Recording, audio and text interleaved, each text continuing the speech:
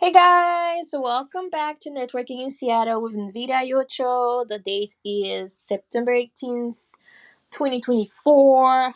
And basically, what we're going to do is host a startup open mic night number 5 with Brian. You already know the vibe. So I don't know if you've seen one of my videos was networking tip number 1. I mean, I had this wallpaper made so that it was easier for me to go to networking events and invite people to the event. So yeah, this little video, because it's already a long video, this little video is literally the fireside chat that I had with Brian. So let's just dive into this. Okay, so I wanted to ask about so I know it took you 8 years to exit, right? And you said you did 3 rounds of fundraising. So I wanted to compare fundraising environment back then and then the fundraising environment now. Would you say it got a little bit more options, got easier? Well, it depends on what you're doing.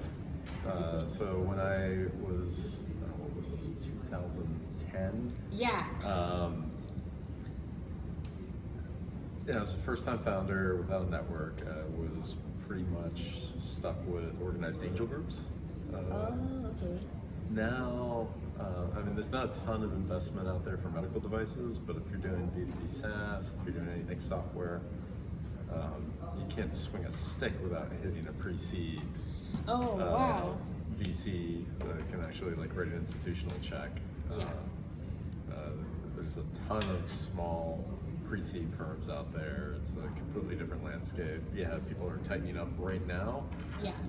Unless you're doing something AI, in which case you can pretty stupid amounts of money. But it was a tough fundraising environment and a tough sector that I was in. Yeah. I see. So do you think now your network the network matters more? Could you just approach someone without having a warm introduction and kind of expect to get funding? This is part of the problem, and part of the reason why underrepresented founders have such a hard time raising money is because VCs are still requiring that warm intro from somebody. But if you don't have that network, how do you get in there? There's Jane.vc, Graham and Walker goes out of their way to fund all they do is fund underrepresented founders. First Row Partners here in Seattle will, they just say, send us your pitch. We don't need to know you. We want to see your business. But if you want to go talk to Benchmark or Sequoia or whomever, you're probably going to need a warm intro. Yeah, I already know PSL requires a warm intro. Yeah. So my question now is you're a startup mentor and a startup investor.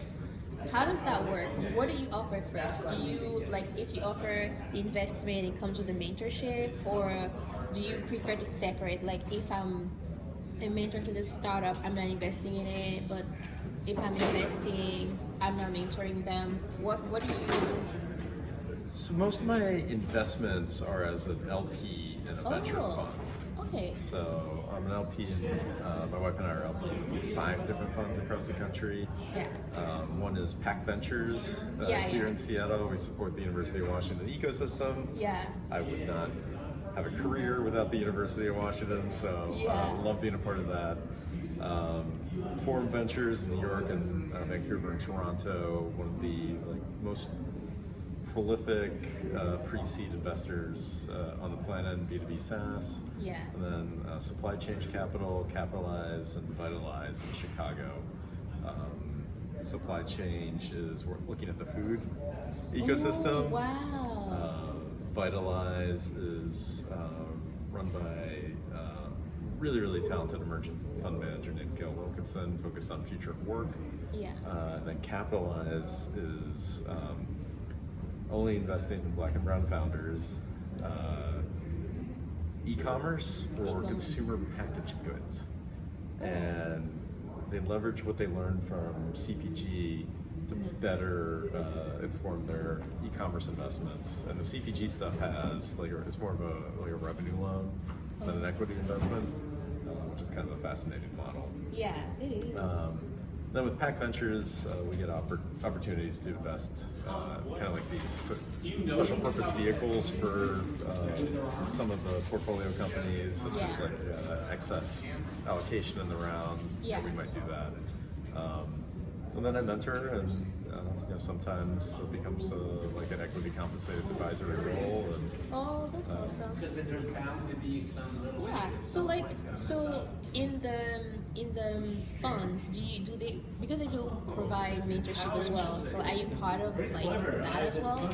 Yeah. I will lean in and help when I can. I will also understand when I have no business being anywhere near one of those portfolio companies, because that's the worst thing a founder can have. Somebody that wants to help but doesn't know how, or doesn't have the expertise to help. So I'd rather just stay out of their way. Okay. Yeah, that was going to be my next question, but you already answered. So, for the pitch deck questions, do you have any funny stories about how a deck?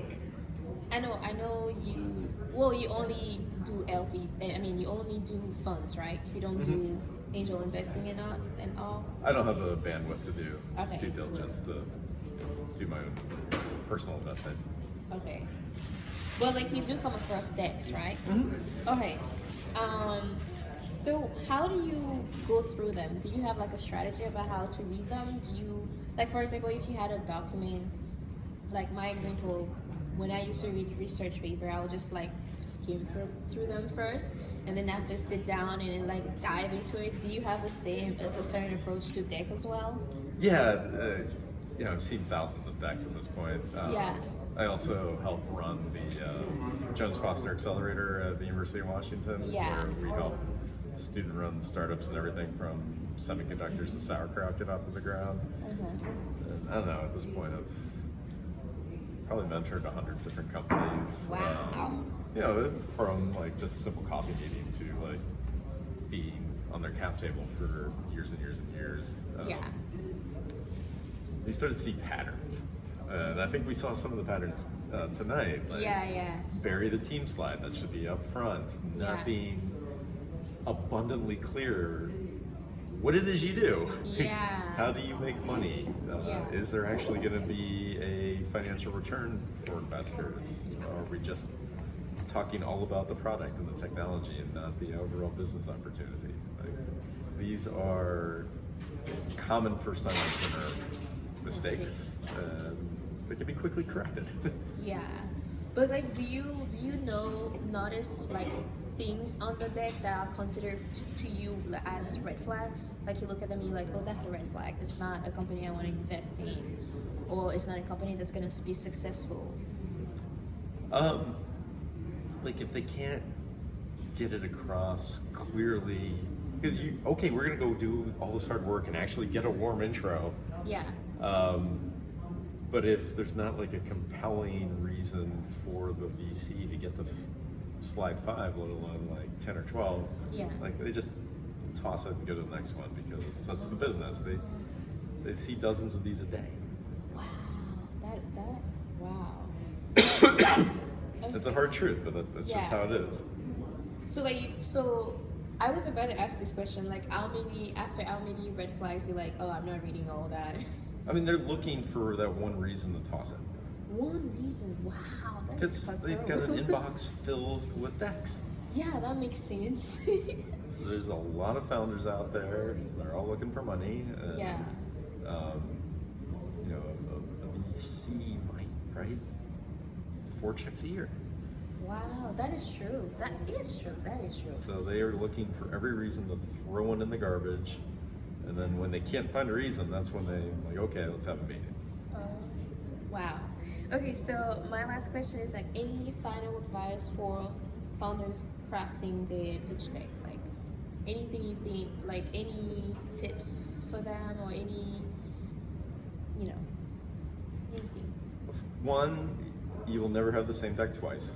Every pitch you get, you're going to get feedback and you're going to adjust it.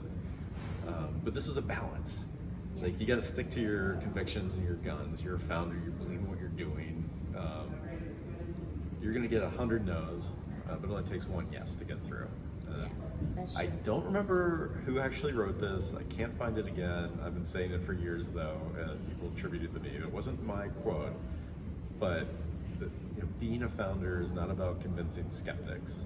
It's about finding believers. Oh wow, that is a good one.